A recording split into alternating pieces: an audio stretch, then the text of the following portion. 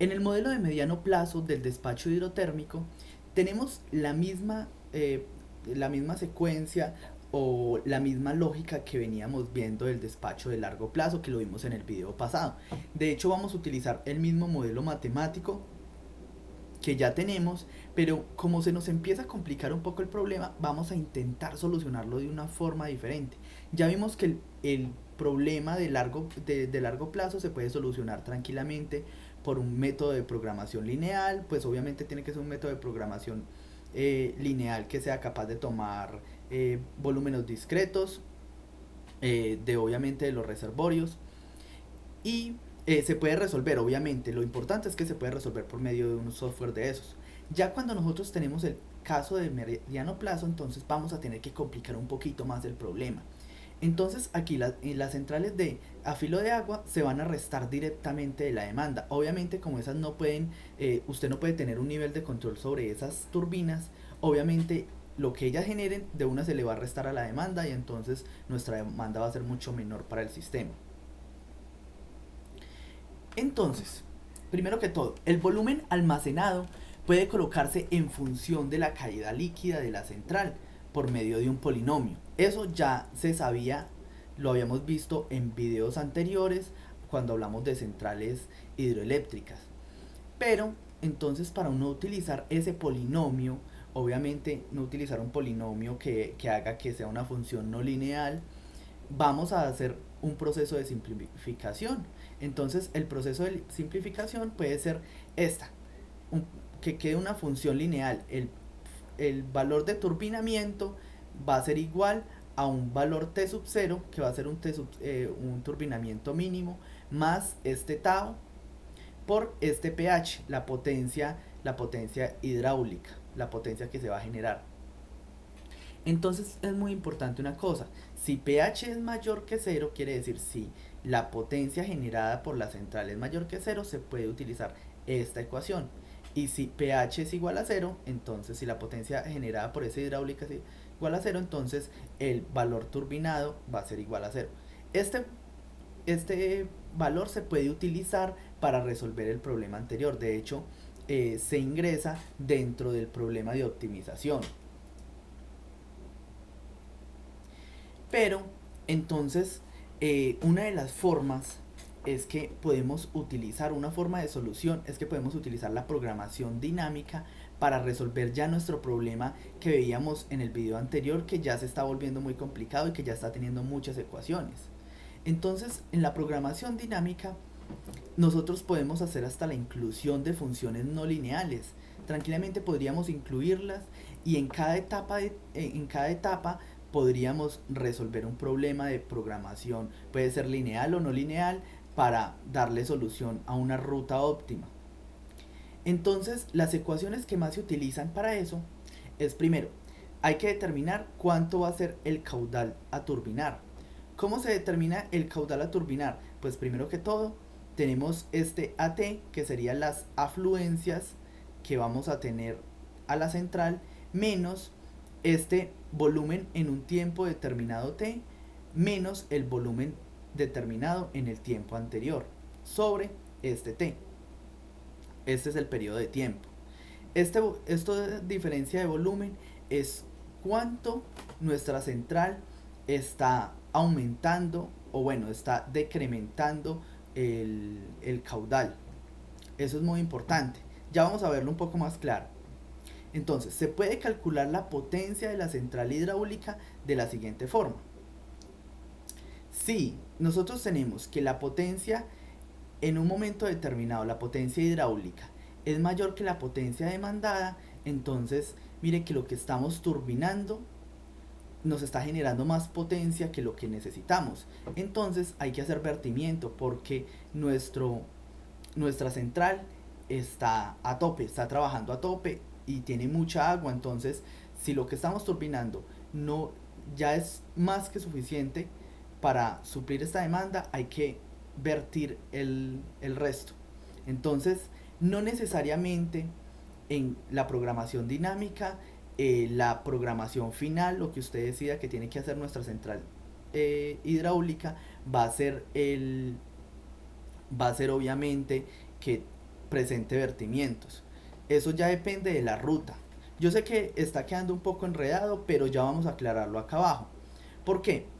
Porque digamos que ustedes tienen N centrales hidroeléctricas y ustedes encuentran que esas centrales solo proporcionan cierta cantidad de potencia demandada. Entonces, al proporcionar, a ser capaz solo con un poco de potencia demandada, entonces hay que hacer un despacho de las térmicas para saber cuánta tiene que despachar las térmicas tener el balance, para tener el balance del sistema de potencia. Entonces, primero desplazamos con las centrales hidráulicas un pedazo de potencia. Si se puede todo mejor, nos sale muy barato la energía. Pero si no se puede, entonces tenemos que decirle a las térmicas, venga, hagamos un proceso de optimización mediante las térmicas para suplir esa demanda.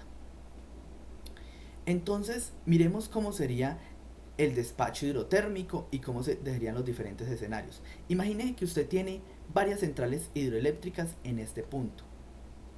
Este punto quiere decir los embalses, todos los embalses hidroeléctricos están más o menos con el volumen del embalse está a un 70%.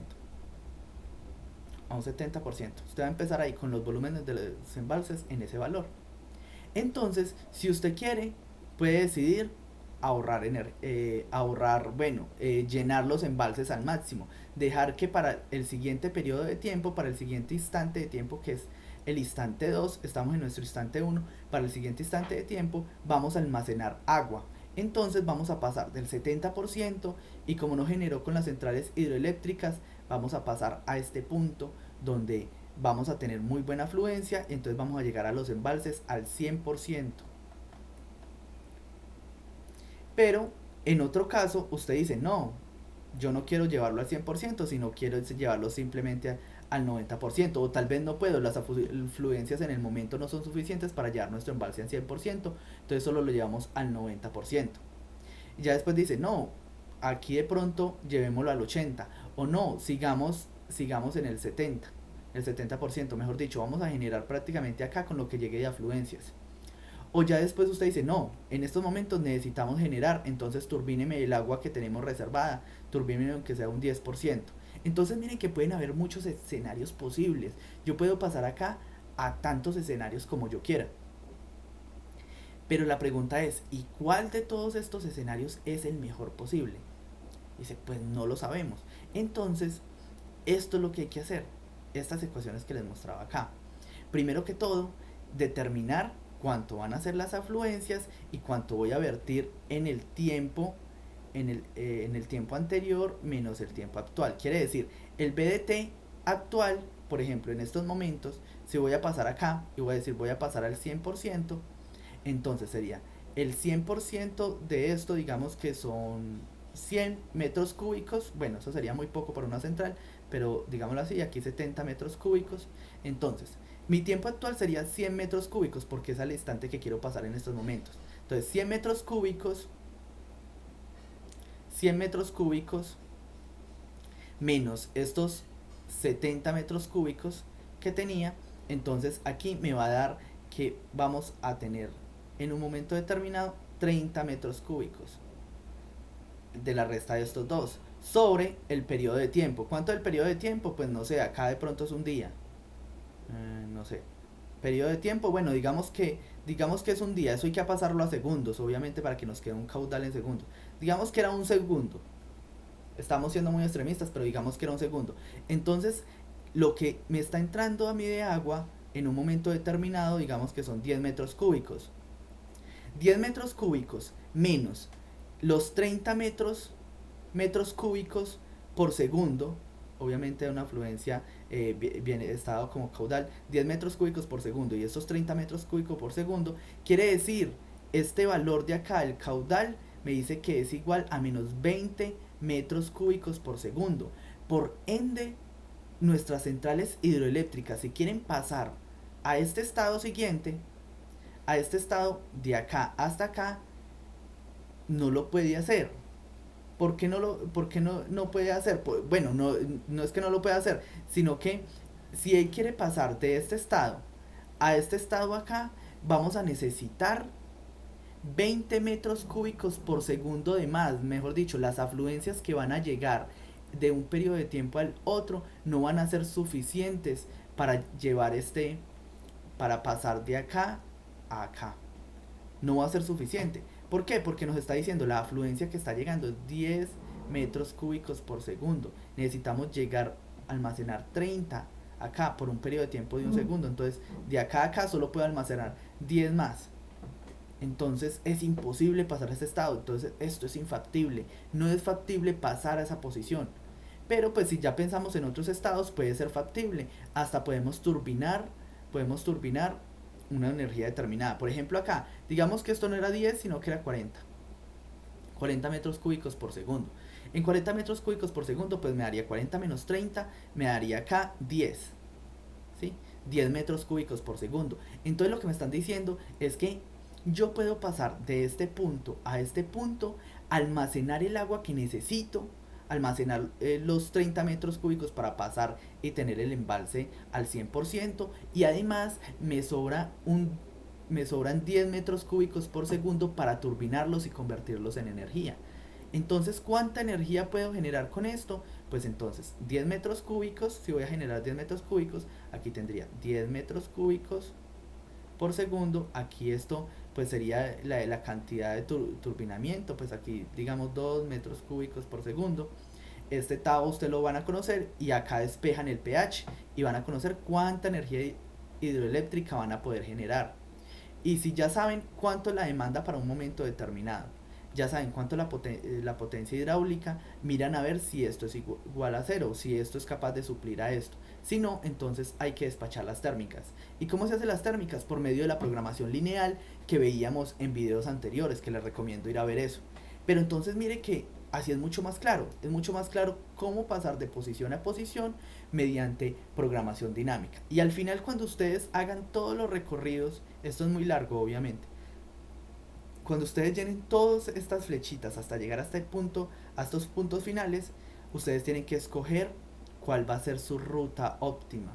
¿Cómo? Por medio de la metodología que vimos en videos anteriores de la programación dinámica. Quizás esta sea nuestra ruta óptima.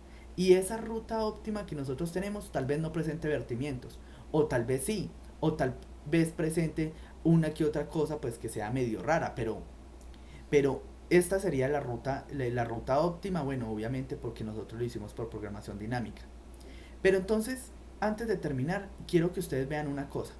Si nosotros suponemos, si nosotros suponemos acá que nosotros vamos a tener 20, que vamos a tener embalses hidroeléctricos y que vamos a definir 20 puntos de discretización de los embalses. Quiere decir, de este punto puedo avanzar a 20 puntos diferentes de los embalses, porque mire que aquí el embalse está al 100%, al 90%, al 80%.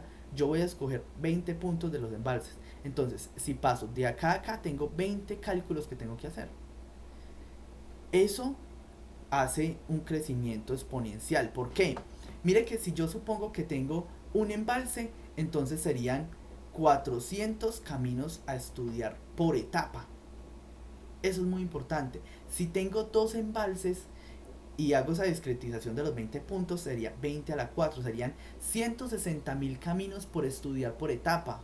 Si tengo tres embalses, serían 20 a la 6, serían 64 millones de caminos por estudiar por etapa.